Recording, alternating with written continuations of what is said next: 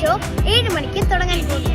നമ്മുടെ Gemini circus Pathanamthitta എവിടാ നടക്കുന്നതെന്ന് നിങ്ങൾക്ക് അറിയണ്ടേ?